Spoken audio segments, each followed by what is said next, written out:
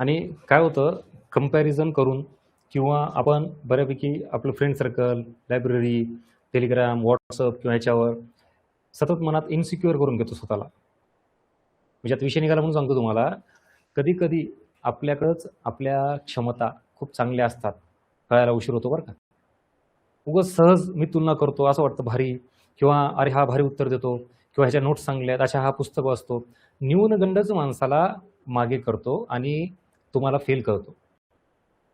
कधी-कधी तुमच्याकडे आहे त्या रिसोर्सेसमध्ये तुमच्या अभ्यासावर तुम्ही पोस्ट काढू शकता बरं का. पण उगाच न्यूनगंड तयार होऊन नाही, अरे हे पण वाचलं पाहिजे, अच्छा ते केलं पाहिजे. अच्छा मग त्याला ते माहिती आहे. माझं काय म्हणणं आहे, कोणाला काय माहिती आहे याच्यापेक्षा परीक्षेला काय लागतंय हे तुझ्याकडे आहे का बघ. आता कळालं? समजा परीक्षेसाठी लागणाऱ्या 10 गोष्टी आहेत, 10 टॉपिक आहेत, 10 कन्सेप्ट आहेत फॉर एक्झाम्पल. तुला त्याच्यापैकी 6 माहिती आहेत. आता तू काय प्रयत्न केला पाहिजे? 7, 8, 9, 10 पर्यंत जा ना. आता एवढं प्रायोरिटीनं करा अगोदर. पण नाही उगाच मग त्याच्याकडे 15 आहेत, त्याच्याकडे 20 आहेत. अरे कोणाकडे 100 असू दे, पण तो पास होतोय का? विषय हा आहे, कोणाला किती नॉलेज आहे यापेक्षा परीक्षेला काय लागतं याची आधी फुलफिलमेंट करायचा प्रयत्न करा. नाहीतर जगात सध्या ऑनलाईनच्या जमान्यात एवढं नॉलेज आहे, म्हणजे आमच्या वेळेस रिसोर्सेस गाईडन्सची कमतरता असल्यामुळे आम्हाला अपयश आलं. आमच्याही त्यात आम्ही मान्यच करू की आम्ही कमी पडलो. पण आमच्या वेळेस गाईडन्स आणि रिसोर्सेस फार कमी होते. मोठे मोठे रेफरन्स बुकशिवाय पर्याय नव्हता. तुमच्या वेळेस फेलरचं रिझन काय माहिती का? म्हणजे आम्ही ज्या वेळेला होतो तेव्हा वेगळं रिझन होतं फेलरचं. तुम्हाला ओव्हरडोस झालाय, ओव्हरडोस. आणि मार. आज गुगलला एक सर्च केलं, नुसता राष्ट्रीय उत्पन्न टॉपिक 100 व्हिडिओ. राष्ट्रीय उत्पन्नाच्या नोट्स बघितल्या 100 पीडीएफ. Yes or no? ह्याच्यामुळे झालं काय? हे पण घेऊ, ते पण घेऊ, नुसतं गोळा करतोय. अरे वापर ना आता. म्हणजे मी ती एक मागे डायग्राम टाकली होती बघा, की काय होतं तुमचं विद्यार्थी म्हणून तुम्ही शस्त्र फार गोळा करता. नुसते शस्त्र गोळा करण्याचे मागं, ही गोळा कर, ते पाहिजे, बंदुके पाहिजे, बॉम्ब पाहिजे, AK-47 पाहिजे, रणगाडा पाहिजे, अजून हे पाहिजे. अरे पण आता युद्ध करणं बस झालं ना आता. आता तू शस्त्रच गोळा करतोय, ते वापरणार कधी? नाही, वापरणार नाही म्हणा सर. मी अजूनही गोळाच करणार आणि जगातील मोठा एक्सपोर्टर बनणार म्हणा मी. आधी इम्पोर्टर बनणार, नुसतं इम्पोर्ट करतो, घेतो विकत आणि असं गोडाऊन तयार करतो म्हणा मी. का तर अरे हा माणूस पॉवरफुल आहे, पण एक प्रिलिम पास नाही. आता कळालं? सो आत्ता कळणार नाही तुम्हाला गजानन बसके काय म्हणतो ते. कालांतराने उशिरा कळेल. नुसते शस्त्रास्त्र गोळा करू नका. हा टॉपिक, हे माहिती, ती माहिती, करंट अपडेट, अजून काही, बस जे चाललंय ते परफेक्ट करा. थोडं चांगलं एकदा ती बाउंड्री सर्कल कंप्लीट झाल्यानंतर तो पुढचा मुद्दा येतो. अनवॉन्टेड कितीही गोष्टी घेऊन फायदा नाही. जोपर्यंत शस्त्रांचा वापर जमत नाही, आहे त्या शस्त्रांचा योग्य वापर करता येत नाही, तोपर्यंत कितीही माहिती गोळा करून अजिबात कामाचं नाही. चला,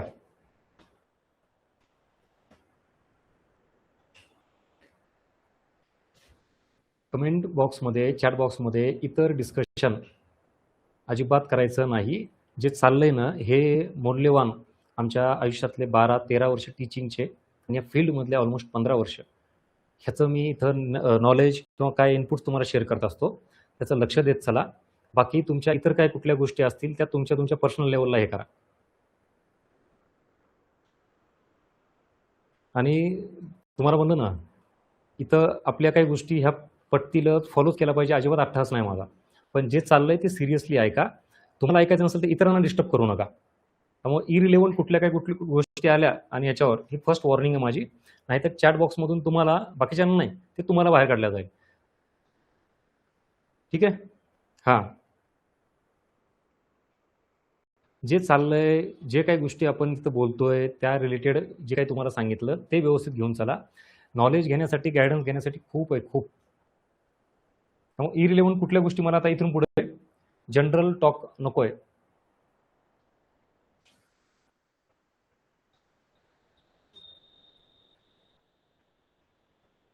नसेल तुम्हाला वाटलं हे जनरल गाईडन्स, तर माझं म्हणणं एक्झिट घ्यायची बिंदास, बरोबर ना? समजा लेक्चर झालंय, आपला टॉपिक संपलाय, आता आपल्याला हे ओव्हरडोस होत असेल तर लेक्चर बंद करायचं बिंदास. ज्याला गरज आहे त्याला घेऊया ना. ठीक आहे? हां.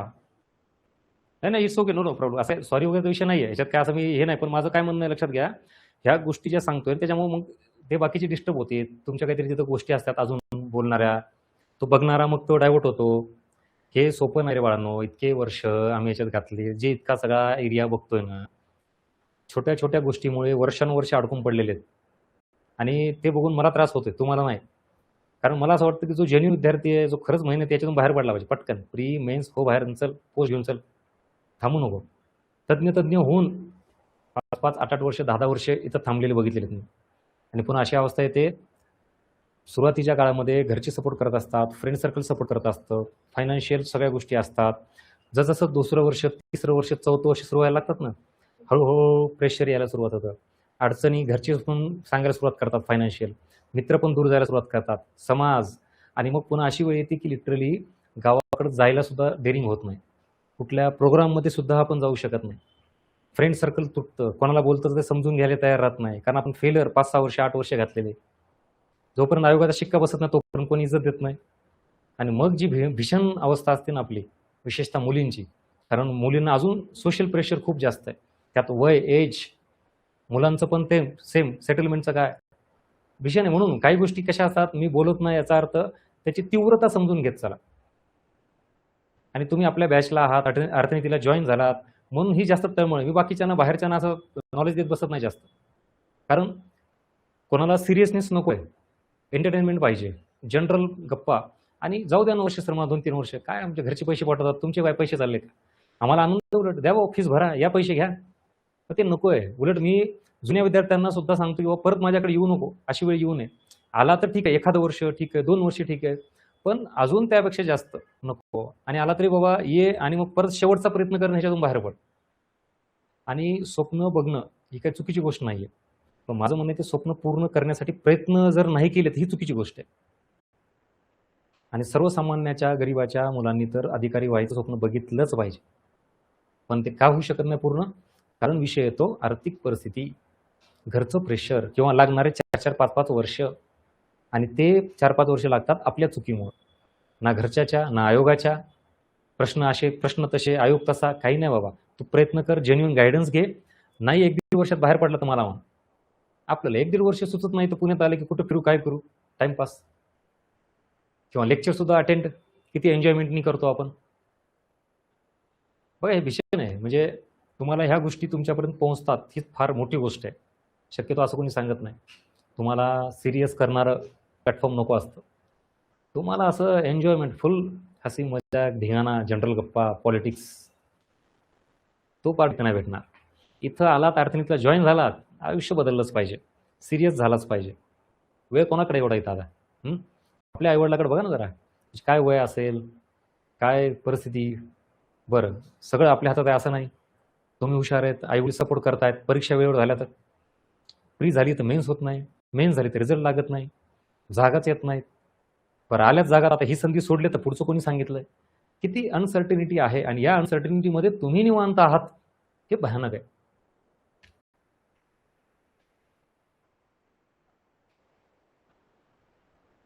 चला, पटलं का आत्ता काय सांगितलं ते? डोळे उघडतायत का?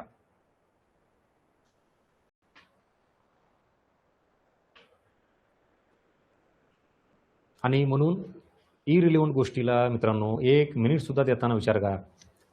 सोपं नाही हा कार्यक्रम, आणि हे जाणीव करून देणारं कोणीच नाही आजकाल. बघा ना, तुम्ही तुमच्या फ्रेंड सर्कलमध्ये बघा, तुमच्या गायडन्समध्ये बघा, किती विषय कसे असतात. मी कदाचित एकमेव असा असेल, आणि म्हणून जास्त काय म्हणतो त्याला, सर फार रागिष्ट आहेत, सर स्ट्रिक्ट आहेत. अरे हे चांगलं आहे ना मग. जर तुला लाईनवर आणत असेल बाबा, तुझ्या भल्यासाठी काही सांगत असेल तरी चांगली गोष्ट आहे. आणि आजूबाजूचं सर्कल बघा, कोणी बघा, चर्चा, त्यांचे विषय कसे आहेत आपल्याला जाणीवच होऊ देत नाहीत, म्हणून आपण मस्त आनंदात राहतो. नाही बाबा, अरे थोडं त्रास झाला पाहिजे, टेन्शन आलं पाहिजे का नाही. चला,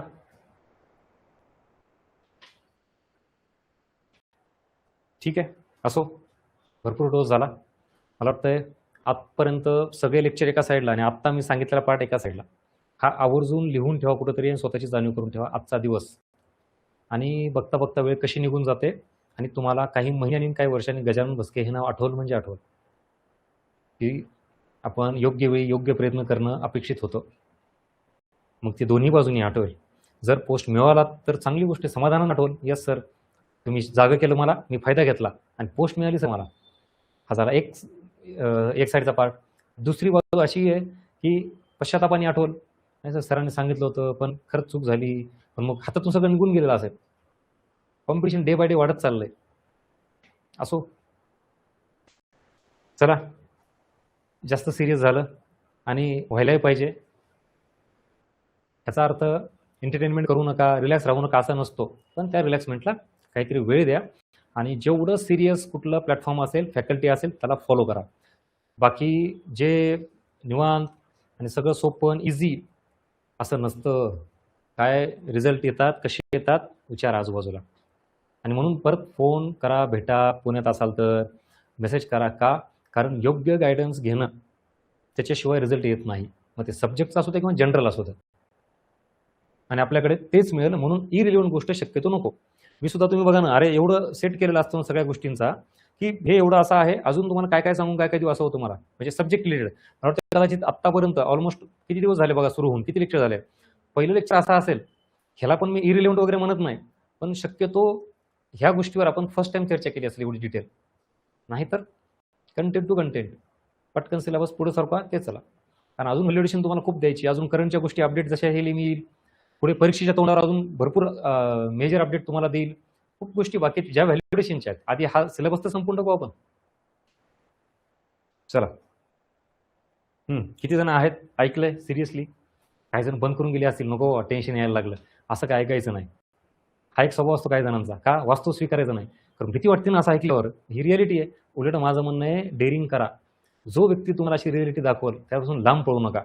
त्याच्यापासून लांब पळालात की सक्सेसपासून लांब पळताय तुम्ही. हे वाक्य लिहून ठेवा. जो व्यक्ती तुम्हाला पॉझिटिव्हली क्रिटिसाइज करतो, पॉझिटिव्हली, काही जण निगेटिव्हली पण असतात, उगाच तुम्हाला डिप्रेशनमध्ये टाकायचं, तुम्हाला निगेटिव्ह करायचं, त्याच्यापासून लांब पळा. पण जे पॉझिटिव्हली क्रिटिसाइज करतात तुमच्या भल्यासाठी, त्याच्यापासून लांब पळू नका.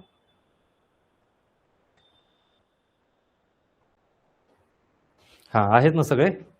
चला.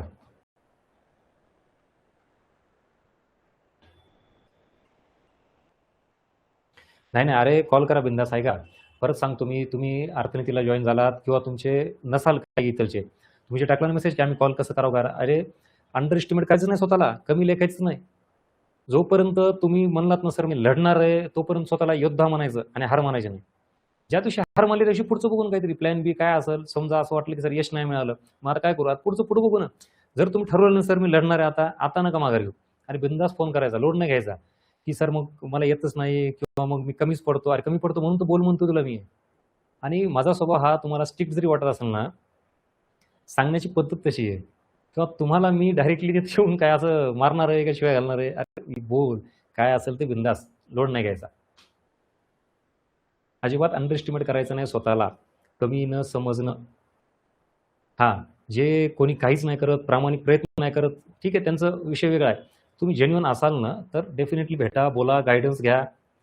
माझं म्हणणं किती वेळा नापास होऊ द्या तुम्ही, 2 वर्ष 4 वर्ष झालं करत असाल, तुम्हाला सर मी एकही प्री नाही, मग मी तुम्हाला कसं भेटू? अरे भेट ना बाबा, उलट तुला भेटायची जास्त गरज आहे मला. जर समजा तुला वाटत सर सक्सेस येत नाही सर मला, तर आवर्जून भेट, फायदा घे. ठीक आहे? त्यामुळे तुमच्यासाठी आपल्या अर्थनीतीचे दरवाजे ऑलवेज ओपन असणार आहेत, कधीही बिंदास.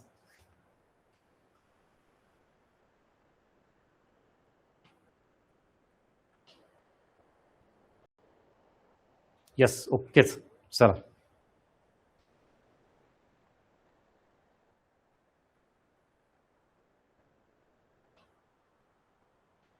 चालतंय. चला, सो आपण आता थांबूयात. आणि ही आत्ता जी सांगितलेली गोष्ट विसरू नका. परत परत मी रिपीट करत नसतो, तुम्हाला माहिती आहे आपलं एकदा सुरू झालं की मी अजिबात गाडी ट्रॅकच्या खाली आणत नाही. हे पुन्हा पुन्हा डोस द्यावं लागणं हे तुमचं अपयश आहे. त्यामुळे एकदा डोस दिला की लॉंग टर्म लक्षात राहिलं पाहिजे. चालतंय? All the best. अजिबात माघार घ्यायची नाही. लढायचं जर तुम्ही ताकदीने ठरवलं तर. आपल्यापेक्षा साध्या साध्या छोट्या छोट्या अजून असुरक्षित परिस्थितीमधून लोक वर आलेले आहेत. अशा किती महाराष्ट्रातल्या मुली दाखवू तुम्हाला की ज्यांचं लग्न झालेलं आहे, घरून खूप प्रॉब्लेम आहे, हे पण पोस्ट मिळवलेली आहे. अजून काही जण अभ्यास करतायत, मुलं पण गरिबीतून कशातून कष्ट करून पुढे येतात. सगळ्यांना प्रॉब्लेम आहेत.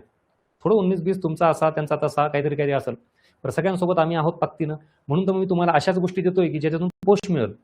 बिनाकाम एंटरटेनमेंट नाही देते तुम्हाला, कारण मला तुमच्या परिस्थितीची, पैशाची आणि तुमच्या वेळेची जाणीव आहे. हे मला वेळ असा टाइमपास करून वाया घालायचा नाही काहीतरी, कारण तुमचा वेळ तुमच्या कुटुंबाचाही वेळ असतो.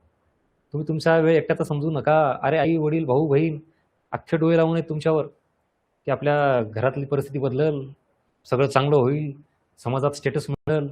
आणि मग ह्याच्यासाठी तुम्ही काय करताय? दिवसभरातले किती तास कामासाठी वापरताय आणि किती तास टाइमपाससाठी करताय? आणि त्यातले जर 2 तास तुम्ही मला देत असाल आणि त्या 2 तासामधले हे मी 1 तास टाइमपास करत असेल तुमचा, तर हा गुन्हा आहे आणि मी माझा नाही तुमचा टाइम बर्बाद करतोय. म्हणून गाडी ट्रॅकच्या खाली सरकवतच नाही शक्यतो. जो वेळ दिलाय, जे तुम्ही पैसे इन्व्हेस्ट केलेत अर्थनीतीला, त्याचं रिटर्न तुम्हाला मी द्यायला बांधील आहे. येस, चालतंय. ओके, चलो ऑल द बेस्ट. अजून काय असेल तर बोलत राहू पुढे. ह्याचा अर्थ असा नाही की आज बोलून थांबलो किंवा काय झालं, चालूच असणार. तुमचे जे जे डाऊट आहेत ते विचारा आणि आत्ता झालेला हा टॉपिक आजच्या घरी जाऊन रिवाईज करा. उद्यापासून फ्रेश सस्टेनेबल डेव्हलपमेंट हा टॉपिक स्टार्ट होतोय आणि मी म्हणल्याप्रमाणे आता आपण ॲडव्हान्स टॉपिकच्या जवळ चाललोय. सो राष्ट्रीय उत्पन्न वगैरे टॉपिक तो अजून अशा लेवलचा आहे की तिथं कन्सेप्टचा भडीमार आहे, वेगवेगळ्या कन्सेप्टचा. सो बी रेडी फॉर दिस आणि डोंट वरी, मी सोबत आहे तुमच्या. ठीक आहे, चलो भेटू पुढच्या लेक्चरला. थँक्यू.